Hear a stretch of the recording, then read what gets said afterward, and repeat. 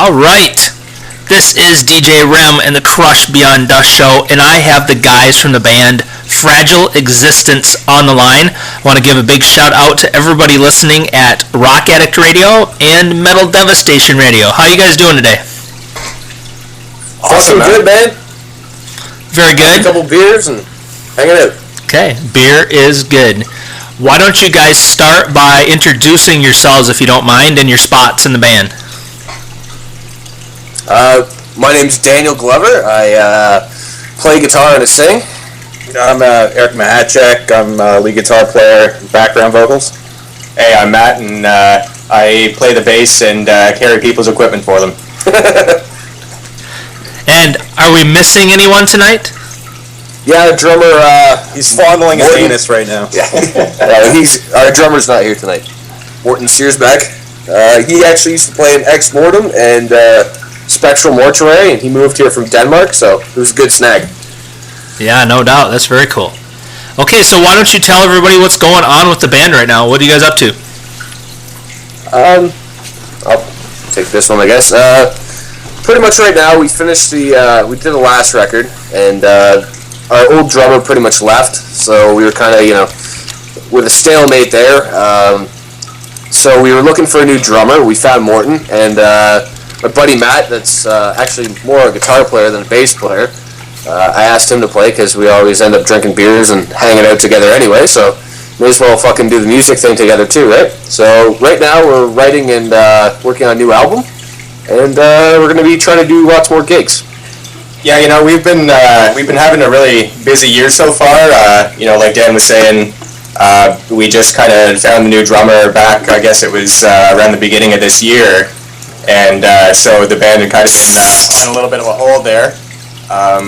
We've been just kind of hit the ground running again, trying to get out and play as much as we can. We've done a whole bunch of shows so far, and now it's like, try to capitalize on this momentum and see if we can't get this next record in the can and get it out.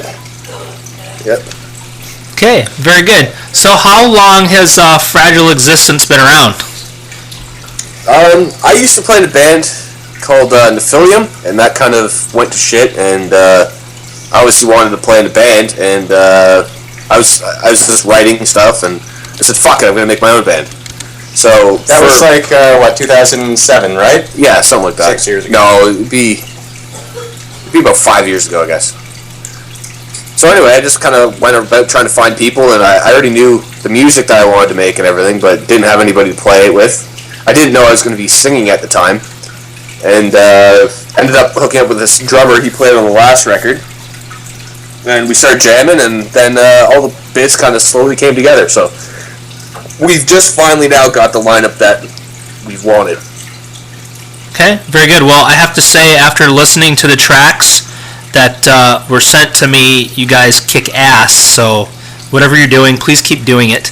And I actually already played a couple on my show tonight. You have to hear the new drummer, sorry. I look forward to it, for sure. Yeah. I actually already played a couple of your tracks tonight, and everybody was digging it, so. Awesome. Thanks, guys. We appreciate anybody who's out there and digging on what we do. And after the interview is over, I'm going to play the 3 tracks I have all over again, so they get to hear you again. So that's the plan. Nice. Pound them in the dust. Exactly. Exactly. So how often you guys get together and practice right now? At the moment, we've been getting together once a week with the full lineup, jamming the set, and then we'll usually do at least one other night during the week, just kind of either hanging out here in my studio or down at Dan's place and writing new songs and just putting some material together. And then we've got a couple more gigs coming up before the end of the year, so we'll probably be getting back into really full-on rehearsing, make sure the set's really tight before we go out and play again. Yeah, ideally we want to do the Zach Wild thing, at least 3 practices a week. So, that's kind of the goal. Okay. It doesn't always happen, but we're all working guys and everything, or in school, depending on what's going on. So we don't have all the time in the week to kind of all hang out together. You know what I mean? So we've got to maximize our time. All right, very good. And I have to ask, so you sent me these 3 tracks. Are these from an album, an EP? What's going on with that? That's it'd be off the last record, Okay. Parting the Damned. So that's available. You can buy that. It's out there. Yeah, working on the next one. So when do you expect to be able to send me new tracks to play in my show? Oh fuck, that's a loaded question. Hopefully by towards the first half of next year. Anyway, we have the two more shows coming up before I guess the Christmas break there, and then hopefully soon after that we're going to be starting the pre-production and getting into tracking the next record. So I think originally we were looking at trying to get it released by about spring of next year, and now maybe it could be early summer, sometime in the summer when we actually have it out. See, we're doing this independently too, right? So, and Matt, our bass player here, he has a decent recording setup and everything. Not so much for the drums yet, but we're gonna do this all ourselves this time, and we did last time as well. But we're really gonna try and focus on nailing the sound, and we're not gonna put out something that's bad. We have the materials there. It's just getting logistics of where we're gonna record drums, how we're gonna go about doing everything, and that sort of thing. Hopefully get some better, some good art again from maybe John Zig, or, I'm not really sure what we're doing yet. But. Yeah, we're not going to necrophages this thing, though. It's going to be out next year. So, yeah. Okay, well, very good. And just when you have tracks ready, make sure you send them to me, and I will get them to Rock Addict Radio, and I'll get them to Metal Devastation Radio, and we'll play the hell out of them. How's that sound? Sounds fucking great, dude. Yeah, man. As soon as we got stuff together, we're going to be, making sure that we get it out there. We're really trying to, do a little bit more in the press this time around. Like the last record kind of came and went without really going full out in the promotion. So I think this time we're really going to kind of try and slam it out there as much as we can and make sure that, everybody possible knows that the record's coming out. So we'll definitely, we'll keep you on the list, and we'll make sure that you're one of the first ones that gets any sort of new material that we've got out there. And I'll tell you this, if you like the last record, this one's gonna fucking kick your ass. Well, I'm ready to get my ass kicked. How's that? So, next question is for each of you guys. I'm always curious to know what kind of influences you've had in your life musically that, got you into this and made you want to do something like this.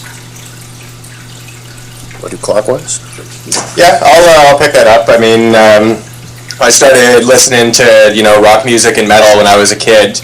I grew up in the 90s, so I'm really not that old, but, obviously I picked up stuff like Metallica and Pantera first off, and that was where I started to, want to learn how to play guitar and start working on my shredding. And by the time the end of the 90s rolled around, I was in high school, and I was starting to listen to more extreme stuff. Like I got into the Swedish scene a lot, like the melodic death metal and the Swedish death metal stuff, and just took it from there. Just been wanting to get as technical and accomplished on my instruments as I can, right? And nowadays I'm actually listening to more experimental stuff than the extreme shit, but I've always got my soft spot for the death metal, so that's my place in this band here.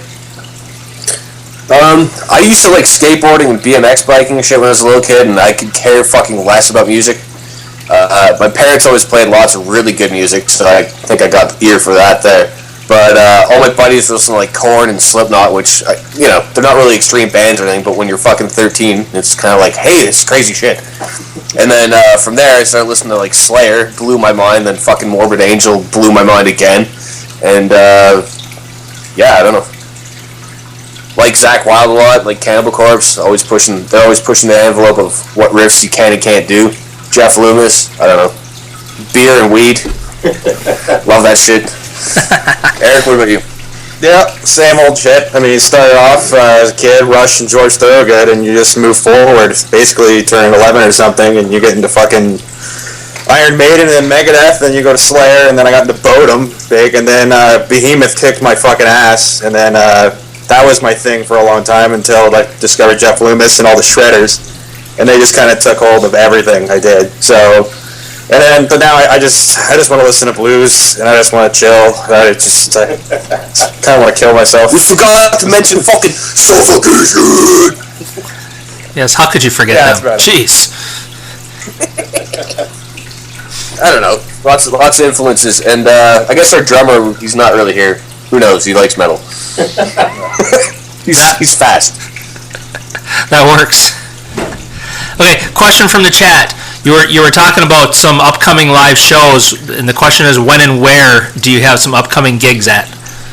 Okay, we got one in Kensington Market. If anybody is familiar with Toronto, it's at a sushi bar that's converted at the back to this big fucking venue, which is actually kind of cool. We're playing with who is it? Apocalyptic Warrior. Yeah. And Flying Fortress and a couple other local bands. It's like going to be a $5 kind of Saturday night venue. And then in December we're playing. It's going to be one of my favorite shows that we've played. Hopefully I don't fuck it up. It's Gorguts and Origin and another band from Montreal. What is it? No, they're from Italy. It's Nero de Marte. Okay, cool. Yeah. But Gorguts and Origin, motherfucker. Gorguts. Yeah, those are. They're both in Toronto. I have a boner, by the way, just talking about it. Yeah, the first show, we got one coming up next weekend. That's just the local sushi thing, which I don't know. I mean, I've been in a bunch of bands and I've played around a whole bunch of places in my career, but I've never played in a sushi bar before, so that's going to be interesting. That's next weekend. That's in Toronto, and then the Gorguts show is December 17th in Toronto as well, and it's at the Annex Rec Room. And if you look at us up on Facebook, we got all the details for all that stuff. So if you're in the area and you want to come check us out, then those are the last two opportunities for this year, anyway. Okay, very good. There's a sushi bar around here that plays techno all the time. God, I hope they don't do that there. I wouldn't mind. Actually, I think I'm probably the only one in the band that's ever been in there. I got a root canal and I wanted to fucking drink after, and the sushi bar is right next to where my dentist is. So I thought, fuck it, I'm gonna get a couple shots just for my walk home and go check it out. But I don't think it was a sushi bar before. Like, clearly there's a back room, nice stage, well, not a nice stage, but decent sized stage and everything. And then the front half's like the little sushi thing. It's like fucking weird. And then drink a shitload of sake and eat sushi and vomit, vomit all over the stage. Fucking raw fish and then fucking death metal. It's gonna be sick. That's brutal, man. Okay, so how did you guys come up with the name of the band? Where's Fragile Existence come from? I kind of came up with it.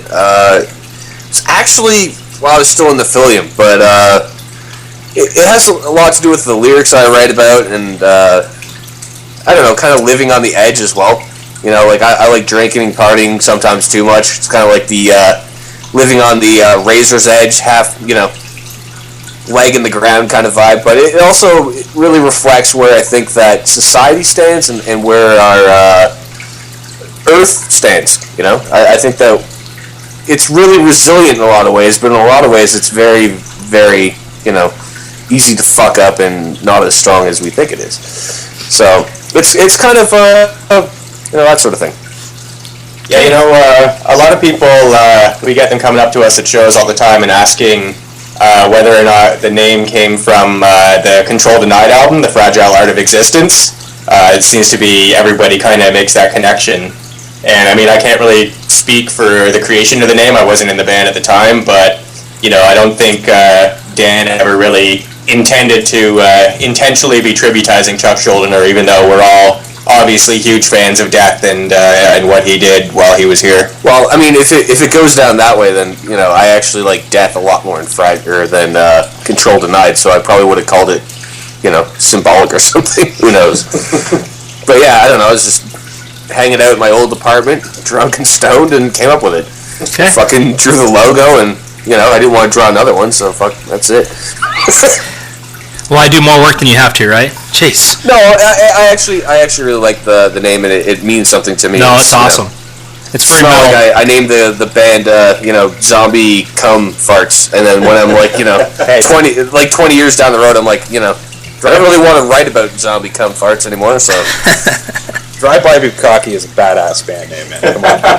It's just not what I'm about singing, so, you know. So it's kind of the state of the world and the people who live in it, and I think we're all fucked. Yeah, pretty much. Okay, so along those same notes, though, what's the writing process for you guys? I mean, who does the writing? What's your process? It's usually Dan or Eric will come up with riffs first off, right? Usually they'll have an idea in mind, or at least a bit of a structure in mind, and then either they'll come over here. We're here in my studio at the moment, and we'll track some shit. We'll just get some basic ideas down, or just even present them in the jam room while everybody's around, and then it all starts, bouncing around. People throw in their ideas. I'll make up a bass line for what Dan's doing. Sometimes I follow him, sometimes I don't. Morton's a big part of it as well, because he basically takes the riffs and structures the rhythm that goes with it, right? Like, it's pretty open-ended until he starts putting down drum lines, and 9 times out of 10, whatever he does is fucking killer, and it fits perfectly. So yeah, it's one of these guys here usually starts it off, and then we finish it as a whole. Yeah. See, I don't know, the way we kind of work is, for me, I usually kind of have an idea where I'm going with the song, and I kind of want to finish it, and sometimes you get stuck, and Eric's perfect in coming in and having a riff, and then it kind of smooths the whole thing out. We're solid. We kind of what's that? Sorry, I had my foot on the cable there. But yeah, no, we're definitely a guitar-based band, and I don't know. What do you think, Eric? I just write a shitload of riffs, and then I just diarrhea over songs, and then that's about it. That's my writing process. And then the problem is I'm more or less a guitar player, and I sing now, but I love sitting down and writing music and everything. But then at the end of the day, it's like, fuck, I gotta write lyrics and shit. Fuck. It was a job I took on out of necessity. I love it now that I did, but. Yeah, it doesn't come easy. The guitar parts, I can fucking write 10 albums. Yeah, just to simplify it, the original thing is that Dan may write a shitload of riffs. Dan's really good at songwriting, and we come together and we just throw it all together, then present it to the rest of the band generally. So that's in a whole. Okay, well, very good. Well, based on the old stuff that we're listening to, I once again look extremely forward to the new stuff, because it sounds like it's definitely going to kick ass. Yeah, the new stuff is going to be, compared to the last record, I think it's going to be a lot faster, a little bit more, we did a lot of clean vocals and stuff, and just shit I couldn't do in my last band, really. And this one's coming out a lot more brutal, I think. So, yeah, I don't know if everyone's going to like that better, or... Well, I think the last record, there were 7 songs, and maybe 1 out of those 7 didn't have clean vocals, and now we've got 6 songs pretty much in the can, at least another 4 or 5 on the go that we're working on, and I can only really think of 1 that has clean vocals in it. So this one's definitely going to be, a much more in-your-face kind of death metal record than kind of the, the sort of thrash throwback shit that was happening on the last one. Which, I don't know. Well, I like that. I like breaking rules and everything, but this time it just seems to be angrier and want to play faster. So I'm going to just throw this out there, since I have you on the line and you guys are sitting in the studio. You guys don't have anything you could give us a little sample live, do you? Not really set up at the moment. Actually, Buddy's computer just died. yeah, we had a bit of a tragedy here in the studio. The main recording computer here is having a little bit of issues, so we kind of had the brakes put on us for a little bit this week. However, if anybody out there wants to hear some samples of the new record, or at least what we've been doing, there's a whole bunch of YouTube videos that have been up over the last couple months from various performances that we've done this year. And most of the stuff that we've been playing live lately, since we've had this new lineup, has been new material. So there's at least 3 or 4 songs floating around out there that you can check out. That's a really a good indication of where the next record's going. Okay, well, I know I, for one, will check that out, and I definitely encourage everybody that's tuned in tonight, check these guys out. You will not be disappointed. So, speaking of the band, where's a good place for people to go to find out more about you guys? What social networking and such, besides the YouTube stuff, do you guys use? We don't really have a official website. We pretty much do all of our promotion and interaction through Facebook. It's just facebook.com/fragileexistence. Since these guys are kind of more busy doing the songwriting and the important shit, being the bass player, you're at the bottom of the hierarchy and the shit rolls downhill, right? It's not true. He just likes bass player jokes. So I like to, I take care of the the media aspect, and I'm always on the Facebook page and talking to people and plugging stuff and getting stuff out there. So Facebook's pretty much the best way to directly get in touch with us, and then of course from there we have links to other sites like Reverb Nation. We have our Bandcamp page, which you can get the downloads of the record on, or you can listen to the first record there. And then we've got our web store link from there as well. If you guys want to pick up albums or pick up T-shirts or shit like that, we've got pretty much all that. It's a central nexus around Facebook. So if Zuckerberg decides to shut the site down tomorrow, we're pretty much fucked. Well, let's hope he doesn't do that, because I think a lot of us will be. Anyway, and I will blame you. Point out, obviously, there's probably a lot of people listening out there that aren't in the Toronto area and won't really have a chance to check us out in the near future, at least not until the next record's out. But I was just working on a deal this afternoon. We're going to have a camera crew come in and film our set at the Gorguts show. And we're going to be making all of that available on YouTube as well. So as soon as that's up, again, it'll be through Facebook. You can check it out, and that'll be, a little taste for anybody who hasn't had the chance to see us yet to see what we're all about live, and more new material as well, obviously. Okay, very cool. It definitely sounds kick-ass. What are the goals for the band? Where do you guys hope to be in a couple years?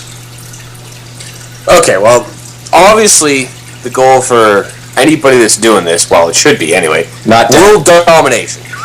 Definitely world domination. I want to be fucking, honestly, I love playing music and everything, but I want to fucking play Vulcan, Like, I want to be the best band in the world, but it doesn't always work that way. I'd like to be signed, I'd like to be doing this for a living, but there's a reality check behind this. I'm actually a sheet metal worker. I'm working to get my license for that. But in a couple years, I'd like to be, have said I've done a couple tours or something and, gone out and really gave it my all kind of thing. I don't know about you guys, but...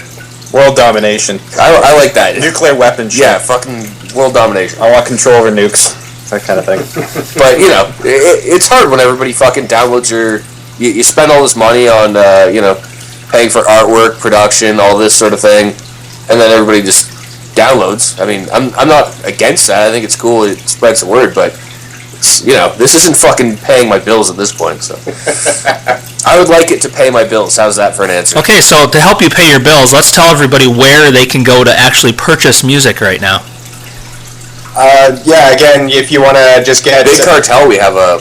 Yeah, if you want to just get the MP3s of the record, we've got the Bandcamp page. It's fragileexistence.bandcamp.com. We've got our web store set up as well, which you can get to through the Facebook page. And we also had a pretty good distribution deal for the last record. Craig from CDN Records really did us a solid and got the record out there in a bunch of spots. So you can find it in places like Century Media's web store has it. The End Records has it. A couple other American distros have it. Even, as far away as places like Germany and Australia and shit, I've seen they have records available there as well. So if you've got like, a particular distro or a shop that you like to get your CDs from, then chances are they can probably get it. But I will say this, you might not be helping us out. Buy new CDs. Those ones are already gone, paid for. Yeah. I don't know.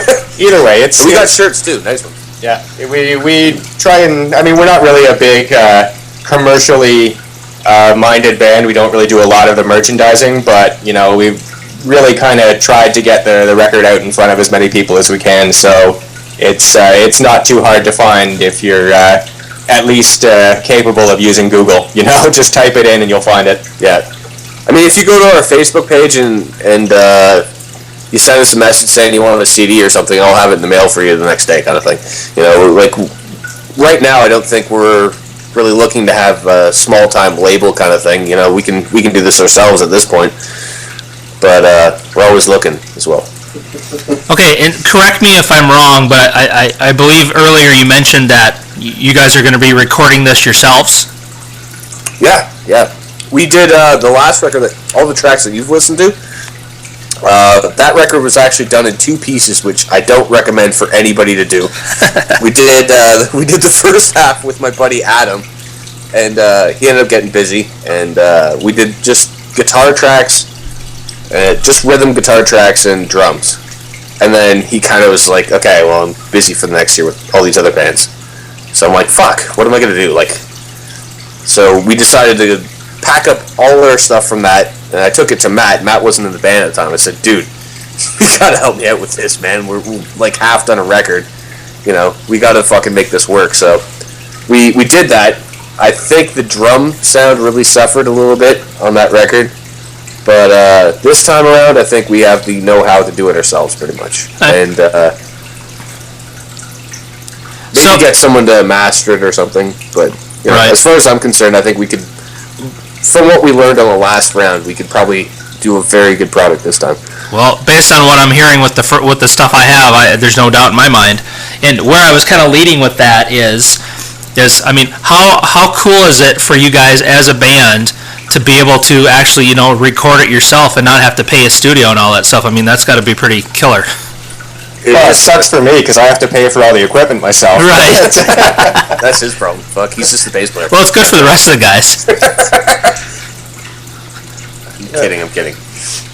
Yeah, no, it definitely gives us a lot more control over what we want to do. It makes things a little bit more logistically difficult because obviously, you know, we're going around in various whatever locations we can find that sounds good to try and set things up and get the tracks that we want. But, you know, we're not rushed into, okay, we've got a budget of X amount of dollars and we only have this many days in a studio to try and get something done. We can take as long as we want. And if we're not happy, we can get rid of it and we can do it again and it's not going to cost us any money, right? It's all just how much time we need to take to make sure that the product is going to be good. So I think that, you know, this time around we're going to be, you know, maybe taking a little bit longer in the studio and definitely a lot longer in the pre-production, but the end result I'm looking forward to. I think it's going to be, you know, if you liked the last one, I think this one's going to fucking crush it. So yeah, it's a plus side because it's a plus and negative because when you're paying for a studio, you get a lot of pressure, and that kind of helps in a lot of ways. But now I can come over and I can do my guitar solos, and I can just get a 2/4 and I can pass out on the floor and not do any solos. It's great. We did that on the last record too, and we paid that guy. That was fucked. Yeah, it was awesome. We like drinking, by the way. So if you come to one of our shows, especially the guitar players in the band, fuck, we're bad. Okay, well, you come to Michigan and I will buy you a beer. Yeah, man, fuck. Or two. If we come to Michigan, I would like to play a show there. How's that? That would be awesome. There we go. I look forward to it. I know some places too around me that would be perfect for you guys. So. Yeah, you know what? We wanted to try and get out to as many places that we could this year. We've had, you know, like I said, a really busy year in terms of show schedules, especially considering that you know, the drummer really only had like 2 months of, I guess, boot camp of learning the songs, and then we kind of threw ourselves right out there of like, okay, we're gonna go play these shows, and we're not just playing shows, we're in a competition to try and get to go and play at Vaughan, right? So, you know, we really tried to get out and hit as much as we could. Unfortunately, we ran out of time this year, and now we're kind of looking like, okay, well, let's get this record out first, and then we can get back on the road and start, you know, trying to poke our faces out at everybody else around. But once the new record comes out, we're definitely looking to hit everywhere we possibly can. You know, that includes the U.S., Canada. There's even lots of places, even here in Ontario, that we haven't been yet. So, you know, once this record comes out, definitely look for us, you know, at a bar near you and potentially crashing on your couch. Very good. Very good. Okay, so here is a question for each of you. If I grabbed your iPod or MP3 player, however you guys listen to music, what bands would I find you listening to right now? At the moment, I've been fucking playing the new Carcass record pretty much non-stop, man. I've been loving the shit out of that one. And like I said, I listen to a lot of like experimental music these days. Like I've been listening to the new Isan one a lot. You'll definitely find some Meshuggah and Gojira there. We played with an awesome group from Norway called Shining a couple months ago, who are they're kind of like half black metal, half jazz, with a bit of like techno keyboard kind of thing thrown in there as well. It's some of the weirdest music that is pretty much out there at the moment. and they just they blew my mind. They were incredible live, so I've been listening to them pretty much nonstop since then as well.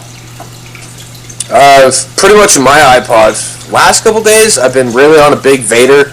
The last record, Kick. I like a lot of classic rock. I listen to a lot of stuff that's not necessarily death metal, although that's what I love playing. Really like big Zakk Wylde fan. Love Black Label Society. So I don't know. Last week, I'd say Vader, Led Zeppelin, Houses of the Holy, and rocked a bunch of Gorgasm too. So there you go. Yeah, a bunch of A's, Aborted, Arsis, Decrepit Birth. They start with D, dude. Shut up, man!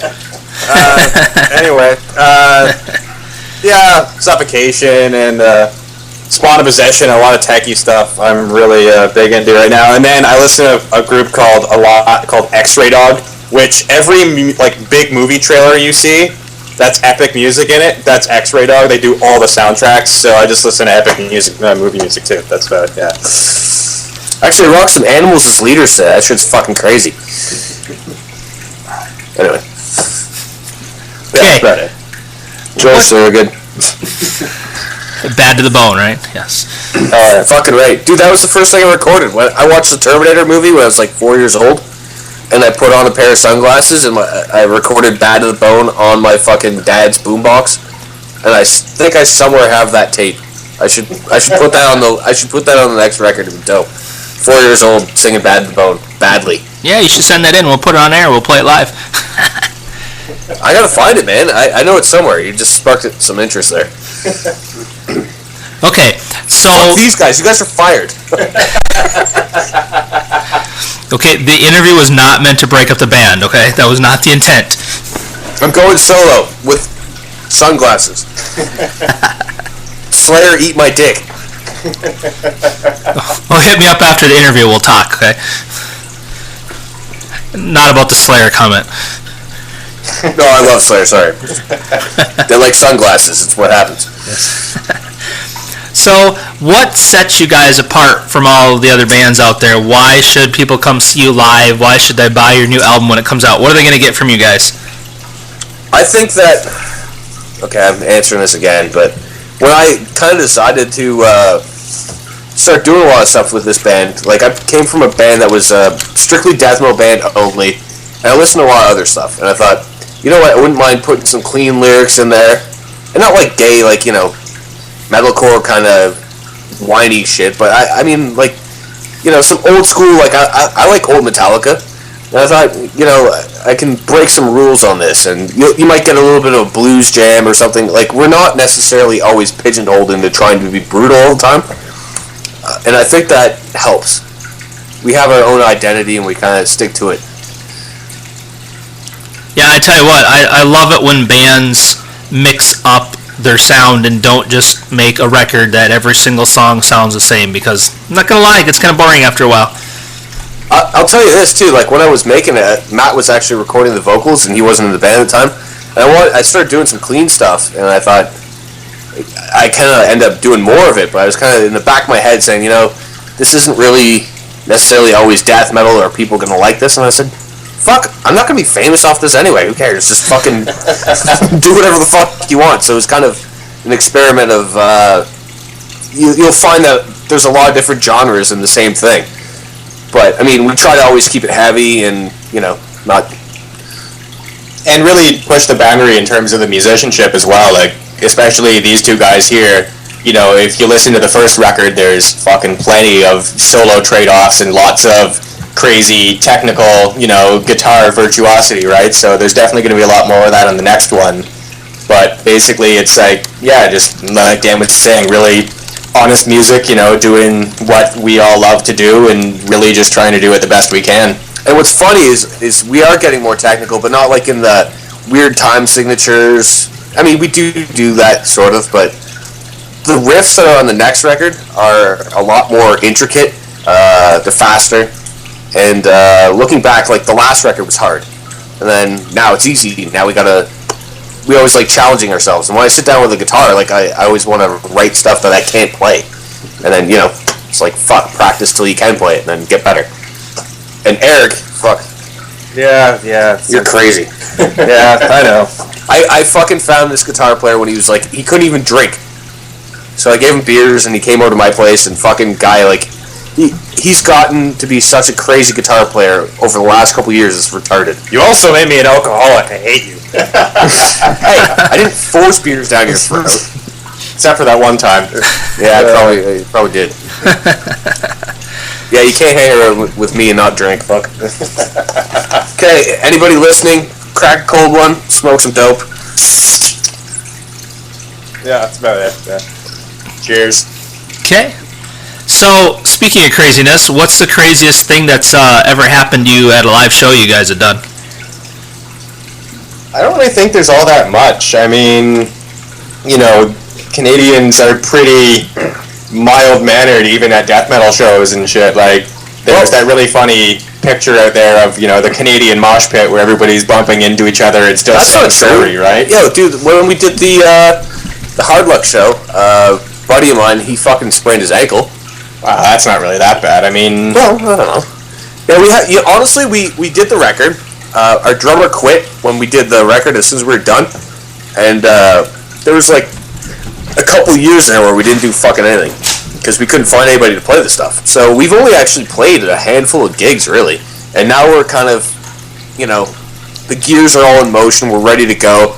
We have the best lineup we've ever had, and I've never been in a band that's had a better lineup than this. So now we're ready to go. We got the new songs, and it's kind of like we're at the start gates, like ready to fucking fly.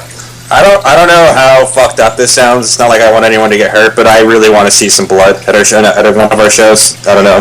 yeah, the bar's pretty low for anybody who's listening out there. If you want to come and see us live, it's pretty easy to, you know, set yourself up as doing the craziest thing we've ever seen. I So, mean, yeah, there's always good mosh pits. That's always a solid. For the last few shows, I mean, there's been, like, except for the last one, but the Vakken battle, at least, there was some really good pits that were going on. So, but And Toronto's not a pit. I don't know what's wrong with our city, but when we get like a big band like Cannibal Corpse to come, and you get like people come from the countryside and everything, and I guess they don't know that, you know, local shows are pretty tame, and they still have the they haven't popped their cherry of, you know, we're lame, and they fucking go fucking crazy. It's great. Nice. You need a wall of death. yeah, there's definitely been some walls of death that I've seen in this city, but, I mean, we haven't really, I guess I've never really seen one at our show yet, so, I mean, anybody who's listening, if you're going to be at our next show, you know, this is your fucking call right now. You know, we want to see some walls of death from now on. Yeah, you gotta get some battle scars, dude. It's chicks dig that shit. Exactly. So, okay. Anything else that you want to make sure people know about Fragile Existence? Anything I haven't asked you that you want to make sure everybody tuned in, and then everybody that'll hear the recording should know? Well, I think what we're planning on doing for this next record, we've been talking about it at least, is we're going to be putting together like a series of, you know, in the studio, behind the scenes videos and stuff like that.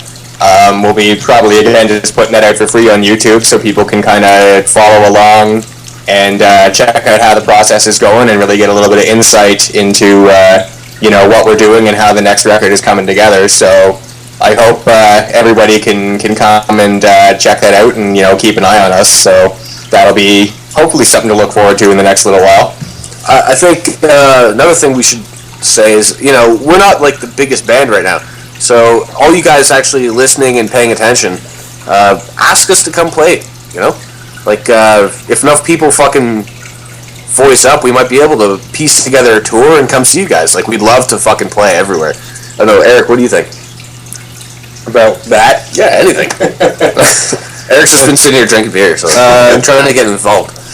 Yeah, I know. I just want to play the world, really. So that's No, but anything else they need to know. yeah. Is that the next album is gonna blow your fucking mind? Yeah. And We're then gonna get some good come artwork. to your house and rape you if you don't listen to it. That's about. Do you want me to really bring up what that people should know? I mean, it could get dark, dude. I mean, I think we should do a Jay and Silent Bob styles. If they don't listen, we will fly to all of their homes and kill them. No? that's about it. Yeah. That's, But then they're not going to buy our records. I don't know what to say.